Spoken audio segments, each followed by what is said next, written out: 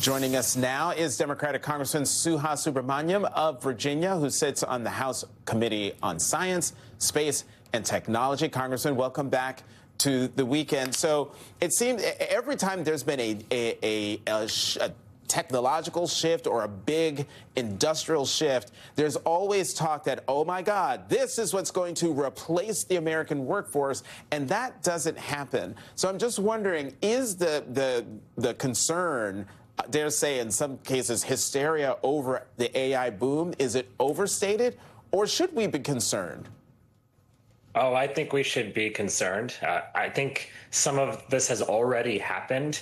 When you think of AI, a lot of it is also related to automation as well. And we've already seen factory jobs lost, and cities all across the country that used to be factory towns and have lost a lot of workers and lost a lot of their society because of it. And so, yes, this is real. This is certainly something that's concerning.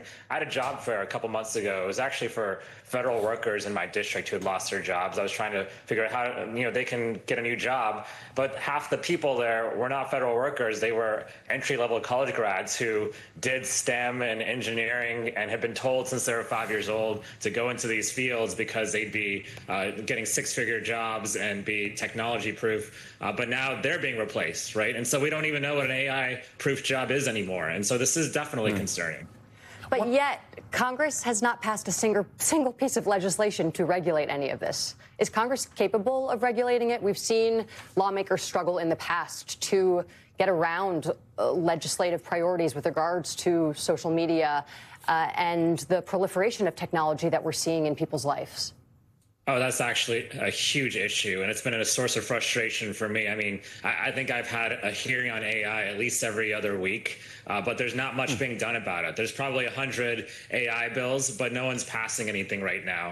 Obviously, I blame this Republican majority. It seems like they are also holding the bag for the president, who's got this relationship with these tech oligarchs, and the tech oligarchs don't want to do anything, right? And so that's where we are right now, is that we are stuck.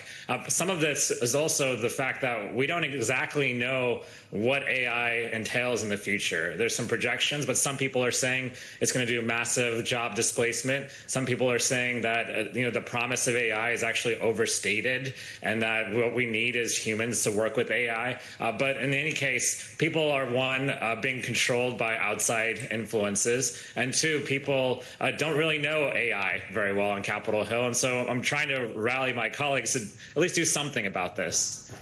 Whether or not how much job loss will happen because of AI is still up for debate, and folks, there's a lot of debate happening. But what doesn't feel like it's up for debate is the environmental impact of AI. And this is a new study by Cornell researchers from November 1st. The team found that by 2030, the current rate of AI growth would annually put 24 to 44 million metric tons of carbon dioxide into the atmosphere, the emissions equivalent of adding 5 to 10 million cars to U.S. roadways.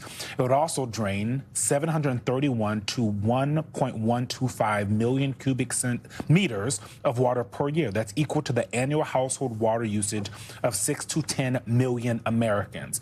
The cumulative effect, they say, would put the AI industry's net zero emissions targets out of reach. When you think about this, when you think about the data centers that they, are popping up, or tech folks are hoping pop up around the country, how do you think about the environmental impacts of this while folks may be losing their jobs? Oh, I think about it every day, because all I have to do is look in my backyard. I've got 70% of the internet right now running through data centers in my county and in my district. And one of the problems we're seeing is that we are not being strategic about how we're rolling out power infrastructure and data centers to be able to fulfill the promise of AI, right? And we have a massive project on our hands if we're going to do this over the next 10 years. But so far what's happening is they are steamrolling environmental standards. They're also steamrolling communities as well. I mean, a lot of people are now seeing data centers being built in their backyard. They don't know the health effects. It's hurting. They're putting power lines in people's backyards and their homes. It is a huge concern. And if we're going to continue to do this way, there's going to be a lot of resentment towards data centers, AI, and technology generally.